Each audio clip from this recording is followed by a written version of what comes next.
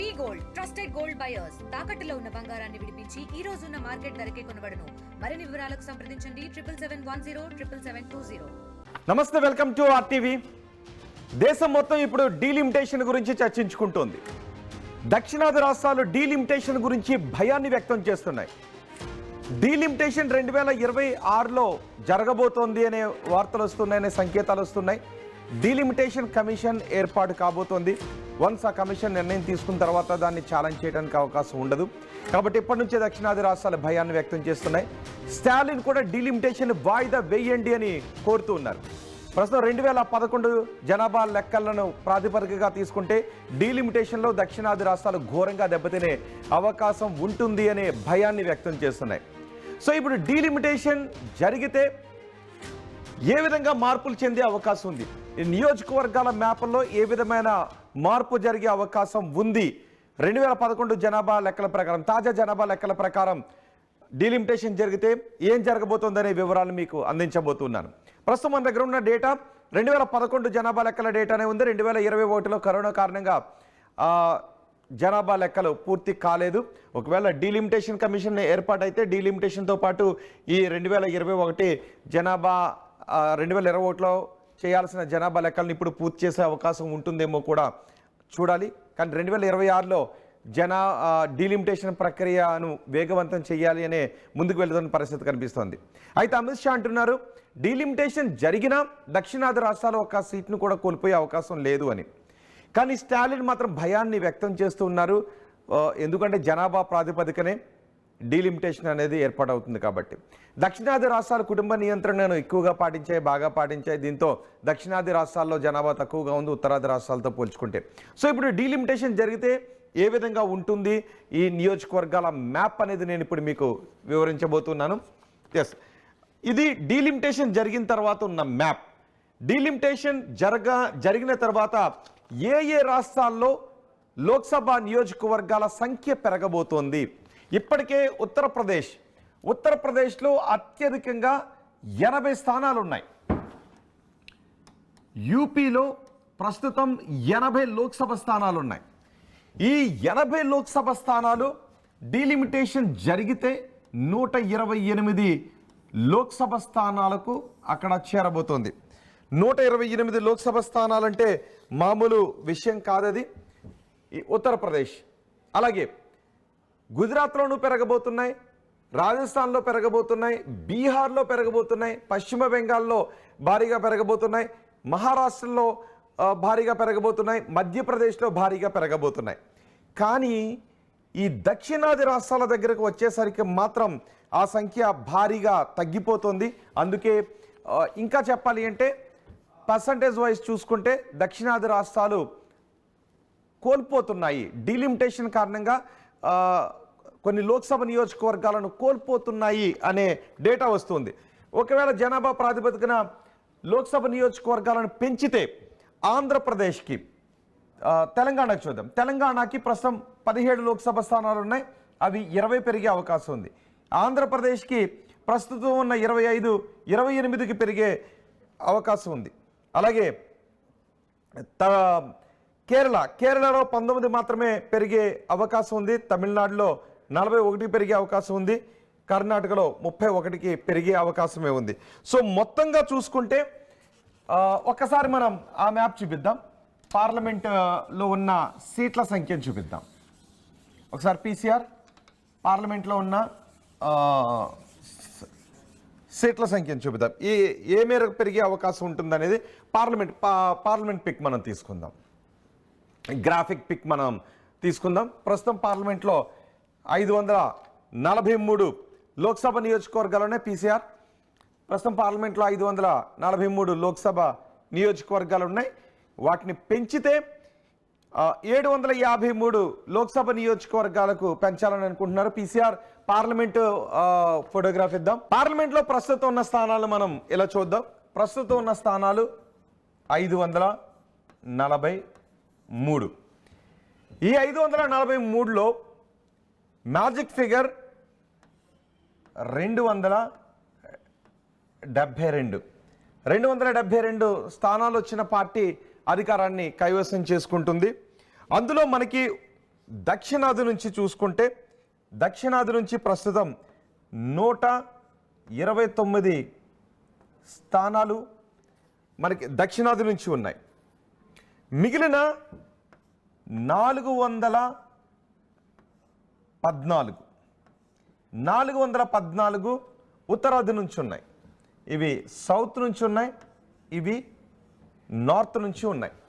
So ఇది ప్రస్తుతం పార్లమెంట్లో దక్షిణాది రాష్ట్రాల వాటా, ఉత్తరాది రాష్ట్రాల వాటా ఈ విధంగా ఉంది. ఇప్పుడు డీలిమిటేషన్ ప్రక్రియ ప్రారంభమైతే, డీలిమిటేషన్ ప్రక్రియ స్టార్ట్ అయితే ఇప్పుడు పార్లమెంట్లో 753 స్థానాలు అయ్యే అవకాశం ఉంటుంది అని చెప్తూ ఉన్నారు.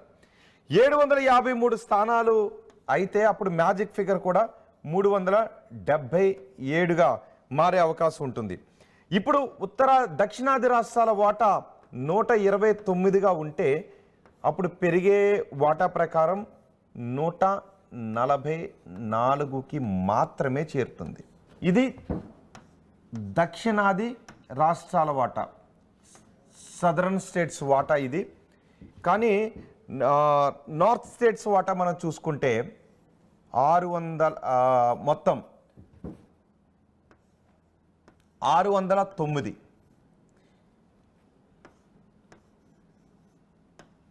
నార్త్ స్టేట్స్ వాటా మనం చూసుకుంటే 609గా మారే అవకాశం ఉంటుంది. కేవలం దక్షిణాది రాష్ట్రాల్లో పెరిగే సీట్లు 15 సీట్లు మాత్రమే ఇక్కడ పెరగబోతున్నాయి. కేవలం దక్షిణాది రాష్ట్రాల నుంచి పెరిగే సీట్లు కేవలం 15 సీట్లు మాత్రమే పెరగబోతున్నాయి. కానీ 195 స్థానాలు మాత్రం ఉత్తరాది రాష్ట్రాల నుంచి పెరిగే సీట్ల సంఖ్య 195గా ఉండబోతోంది. సో ఏకంగా ఉత్తరాది రాష్ట్రాల నుంచి 195 స్థానాలు పెరుగుతూ ఉంటే దక్షిణాది రాష్ట్రాల నుంచి మాత్రం కేవలం 15 నియోజకవర్గాలు మాత్రమే పెరగబోతున్నాయి.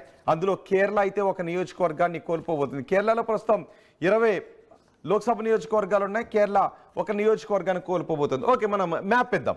మ్యాప్ వైజ్ మనం చూసుకుందాం. ఇక పెరిగే రాష్ట్రాలు ఎక్కడ, ఏ రాష్ట్రాల వాటా ఏ విధంగా పెరగబోతోందని. ఓకే, ఇంకొక మ్యాప్ ఉంది కదా పీసర్, ఆ మ్యాప్ మనం తీసుకుందాం. ఇది ప్రస్తుతం ఉన్నటువంటి మ్యాప్. ఇది ప్రస్తుతం కేరళలో మనం ఇక్కడ చూడొచ్చు. కేరళలో 20 స్థానాలు ఉన్నాయి. ఇప్పుడు డీలిమిటేషన్ ఈ ప్రకారం జరిగితే, దీని ప్రకారమే డీలిమిటేషన్ జరిగితే కేరళలో ఒక స్థానాన్ని కోల్పోతుంది. ఈ కేరళ 19 స్థానాలకు మాత్రమే పరిమితమయ్యే అవకాశం ఉంటుంది. ఆంధ్రప్రదేశ్కి 3 స్థానాలు పెరుగుతున్నాయి. తెలంగాణకు 3 స్థానాలు పెరుగుతున్నాయి.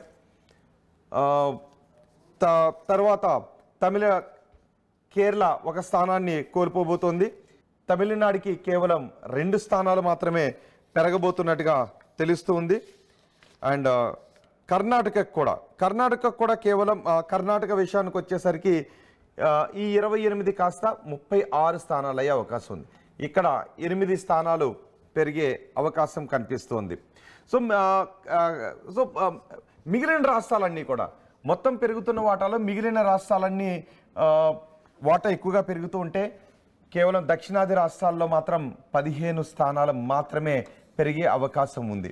సో ఇక్కడే భయాన్ని వ్యక్తం చేస్తున్నాయి. రాష్ట్రాలన్నీ కూడా భయాన్ని వ్యక్తం చేస్తున్నాయి. ఎందుకంటే ఇప్పటికే దక్షిణాది రాష్ట్రాల వైపు చిన్న చూపు చూస్తున్నారు అనే ఒక భయం అందరిలోనూ కూడా ఉంది. ఉత్తరాది రాష్ట్రాలు దక్షిణాది రాష్ట్రాలు చిన్న చూపు చూస్తున్నాయి. కానీ జీడిపిలో మాత్రం దక్షిణాది రాష్ట్రాల వాటా చాలా ఎక్కువగా ఉంది. దక్షిణాది రాష్ట్రాలు ఈ 5 రాష్ట్రాల నుంచే జీడిపిలో ఏకంగా 30% వాటా ఉంది. మిగిలిన రాష్ట్రాల నుంచి మిగిలిన 23 రాష్ట్రాల వాటా 70%గా ఉంది. అందులో మహారాష్ట్ర వాటా ఎక్కువగా ఉంటుంది. సో ఈ జీడిపిలో దక్షిణాది రాష్ట్రాల వాటా ఎక్కువగా ఉంది.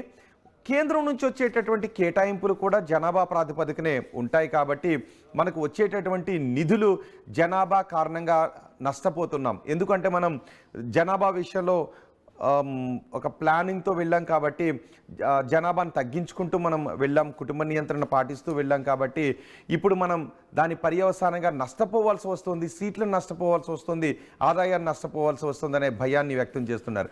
అండ్ బడ్జెట్ అలొకేషన్స్లో కూడా ఆ రాష్ట్రాలు ఇప్పటికే ఉత్తరాది రాష్ట్రాల నుంచి ఉన్నటువంటి ఎంపీల సంఖ్య ఎక్కువగా ఉండటం కారణంగా అన్ని ప్రాజెక్టులు కూడా ఉత్తరాది రాష్ట్రాల వారే సమకూర్చుకుంటూ ఉన్నారు. పార్లమెంట్లో కూడా ఉత్తరాది రాష్ట్రాలు ఏదైనా బిల్ పాస్ కావాలి అన్నా, బడ్జెట్ అలొకేషన్స్ కావాలి అన్నా, కొత్త ప్రాజెక్ట్ తెచ్చుకోవాలి అన్నా ఉత్తరాది రాష్ట్రాల ఎంపీలు ఎక్కువగా ఉండటం ద్వారా అన్నీ వాళ్ళకే వెళుతున్నాయనే అభద్రత దక్షిణాది రాష్ట్రాల్లో ఉంది. సో ఇప్పుడు ఈ సంఖ్య ఇంకా పెరిగితే దక్షిణాది రాష్ట్రాల అవసరమే ఉండదు. ఇప్పుడు కూడా మనం చూసాం, హంగ్ వచ్చినటువంటి పరిస్థితుల్లో ఆంధ్రప్రదేశ్ అవసరం కేంద్రానికి ఉన్నటువంటి నేపథ్యంలో ఆంధ్రప్రదేశ్ కొన్ని నిధులు ఎక్కువగా తెచ్చుకోగలుగుతోంది. ఒకవేళ 2026లో డీలిమిటేషన్ జరిగితే ఈ రాష్ట్రాల సంఖ్య, రాష్ట్రాల ప్రాతినిధ్యం ఎక్కువగా పెరిగితే, ఆ రాష్ట్రాల నుంచి ఎంపీ స్థానాలు ఎక్కువగా పెరిగితే ఇక మ్యాజిక్ ఫిగర్కి దక్షిణాది రాష్ట్రాలపైన ఆధారపడాల్సినటువంటి అవసరం రాకపోతే రేపు పార్లమెంట్లో దక్షిణాది రాష్ట్రాలకు కావాల్సినటువంటి వాటాలను పోరాడి తెచ్చుకోవటం గగనమైపోతుంది. కాబట్టి ఈ పరిణామం అంటే ఈ డీలిమిటేషన్ని 1947 నాటి పరిస్థితులతో చాలామంది పోల్చుతూ ఉన్నారు. అంటే ఈ వివక్ష జరిగితే ఇప్పటికే దక్షిణ భారతదేశం, ఉత్తర భారతదేశానికి నిధులన్నీ వెళుతూ ఉన్నాయి అనేటటువంటి ఒక అభద్రతా భావంలో ఉన్నారు. కాబట్టి 1947 నాటి లాంటి పరిస్థితులను గుర్తు చేసుకుంటూ ఉన్నారు. సో ఇప్పుడు ఈ డీలిమిటేషన్ ఇదే ప్రాతిపదికన జరిగితే దక్షిణాది రాష్ట్రాలకు జరిగే అన్యాయం గురించి మీరేమనుకుంటున్నారు? నిజంగా అన్యాయం జరిగే అవకాశం ఉంటుందని మీరు అనుకుంటున్నారా? మీ అభిప్రాయాన్ని కమెంట్ బాక్స్లో తెలియచేయండి. ఇప్పటికే స్టాలిన్ అంటూ ఉన్నారు, ఈ డీలిమిటేషన్ని వాయిదా వేయండి అని. డీలిమిటేషన్ వాయిదా పడుతూ మనకు వస్తుంది. ఇప్పటికే 2026లో మాత్రమే డీలిమిటేషన్కి అవకాశాన్ని కల్పిస్తూ వాజ్పేయి ప్రభుత్వం అధికారంలో ఉన్నప్పుడు 2026 వరకు వాయిదా వేశారు, 2026 వరకు ఫ్రీజ్ చేశారు. ఇప్పుడు 2026లో డీలిమిటేషన్ని మరోసారి వాయిదా వేయండి అని కోరుకుంటున్నారు స్టాలిన్. ఇదే విషయాన్ని అంటూ ఉన్నారు. ఒకవేళ 2031 నాటికి డీలిమిటేషన్ని వాయిదా వేస్తే ఈలోపు కొంత జనాభా పెరిగే అవకాశం ఉంటుంది దక్షిణాదిలో. తదనుగుణంగా దక్షిణాది రాష్ట్రాల పార్లమెంటు సీట్లు పెరిగే అవకాశం ఉంటుంది అని భావిస్తూ ఉన్నారు. అండ్ ఇప్పటికే జనాభా లెక్కలు 2021 జనాభా లెక్కలు జరగాల్సినటువంటి పరిస్థితుల్లో కరోనా కారణంగా వాయిదా పడింది. అదే సమయంలో కుంభమేళాను కూడా పోల్చుతూ ఉన్నారు. కుంభమేళాకు ఒక 45 రోజుల పాటు కుంభమేళా జరిగింది. కుంభమేళాకు ఎంతమంది వచ్చారు, ఎన్ని కోట్ల మంది వచ్చారు, 50-60 కోట్ల మంది కుంభమేళాకు వచ్చారు అని లెక్కలతో సహా చెప్పేస్తూ ఉన్నప్పుడు ఒక 2-3 నెలల్లో మొత్తం దేశ జనాభా ఎంత ఉంది అనేది క్లియర్ కట్గా చెప్పే అవకాశం ఉంటుంది కదా అని చాలామంది కూడా చెప్తూ ఉన్నారు. సో ఇప్పుడు 2011 జనాభా లెక్కల ప్రకారం తీసుకుంటే ఉత్తరాది జనాభా పెరిగింది, దక్షిణాది జనాభా తగ్గింది. కాబట్టి ఆ ప్రాతిపదికన సీట్లను ఎక్కువగా కోల్పోతే, పార్లమెంట్లో ప్రాతినిధ్యం లేకపోతే దాని పర్యవసానం దక్షిణ భారతదేశంపై చాలా ఎక్కువగా పడే అవకాశం ఉంటుందని అంటున్నారు. మరి చూద్దాం.